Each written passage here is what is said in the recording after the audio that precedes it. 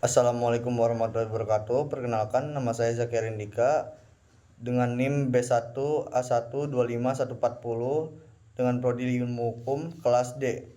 Perkenalkan, nama saya Mesha Firmansyah, NIM B1A1251131.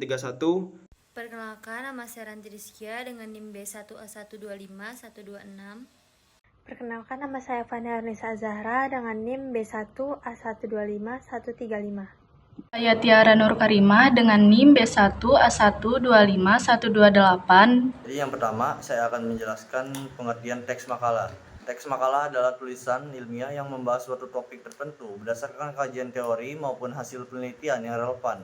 Teks makalah disusun secara sistematis dengan tujuan menyampaikan informasi ilmiah, argumentasi logis, serta solusi terhadap permasalahan yang dikaji. Biasanya, makalah digunakan sebagai tugas akademik dan bahan diskusi dalam forum ilmiah. Makalah berbeda dengan karya ilmiah lainnya karena ruang lingkupnya lebih sederhana daripada skripsi atau artikel jurnal, namun tetap mengikuti kaidah penulisan akademik. Selanjutnya, saya akan menjelaskan karakteristik teks makalah. Makalah memiliki ciri-ciri sebagai berikut. Yang pertama, ilmiah, mengacu pada data dan teori yang dapat dipercaya. Yang kedua, objektif, tidak dipengaruhi opini pribadi yang bias.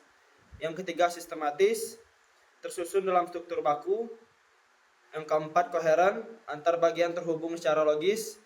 Yang kelima, menggunakan bahasa baku sesuai kaidah Boebi. Dan yang keenam atau yang terakhir, disertai daftar pustaka sebagai bentuk pertanggungjawaban ilmiah. Tujuan penyusunan makalah antara lain menyampaikan pengetahuan, pandangan, dan temuan ilmiah, melatih kemampuan berpikir kritis dan analitis, menyusun gagasan secara metodis dan terstruktur, menjadi sarana evaluasi akademik bagi peserta didik, memicu diskusi ilmiah dalam seminar atau presentasi.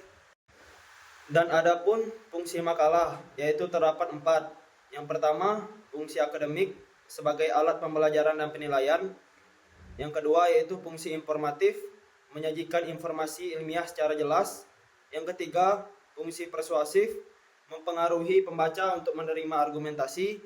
Dan yang terakhir atau yang keempat, fungsi referensial, menjadikan rujukan bagi penelitian selanjutnya. Selanjutnya, jenis-jenis makalah. Yang pertama, makalah kajian pustaka berdasarkan analisis teori dari berbagai sumber literatur. Yang kedua, makalah hasil penelitian, itu berdasarkan data empiris dari penelitian yang dilakukan penulis.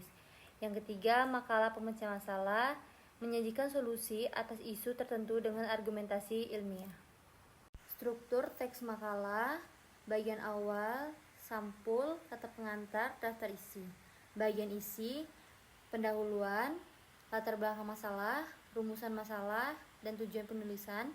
Bab 2, pembahasan, kajian teori, analisis masalah, argumen, serta bukti pendukung. Bab 3, penutup, kesimpulan, poin-poin inti dari pembahasan, saran, rekomendasi pengembangan atau tindakan. Bagian akhir, daftar pustaka dan lampiran. Kaidah kebahasaan dalam teks makalah, menggunakan bahasa formal dan baku, memakai kalimat efektif, serta struktur logis, menghindari kata-kata ambigu, emosional, atau bersifat subjektif, menggunakan istilah ilmiah sesuai dengan bidang ilmu, menggunakan kutipan dan rujukan sesuai dengan standar APA, MLA, Chicago, dan lain-lain. Prinsip penelitian dan etika ilmiah, kejujuran akademik, yaitu bebas plagiarisme, ketelitian data, yaitu fakta harus dapat diverifikasi, kritis dan analitis, yaitu bukan hanya deskriptif, relevansi sumber, yaitu mengutamakan literatur ilmiah terbaru, konsistensi format, yaitu mengikuti pedoman penulisan yang berlaku. Indikator kualitas makalah yang baik. Yang pertama, permasalahan yang dirumuskan jelas dan fokus. Yang kedua, argumentasi didukung data dan teori yang kuat. Yang ketiga, memiliki alur pembahasan yang logis dan berkesinambungan. Yang keempat, simpulan mencerminkan hasil analisis, bukan opini semata. Dan yang terakhir, referensi mutakhir dan akurat. Yang terakhir, kesimpulan. Teks makalah merupakan karya tulis ilmiah yang berfungsi menyampaikan gagasan berbasis teori dan data secara sistematis, objektif, dan dapat dipertanggungjawabkan.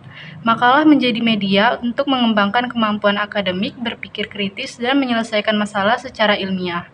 Dengan mengikuti struktur, kaidah bahasa, dan etika penulisan yang benar, makalah akan menjadi karya yang bermanfaat bagi dunia pendidikan maupun pengembangan ilmu pengetahuan.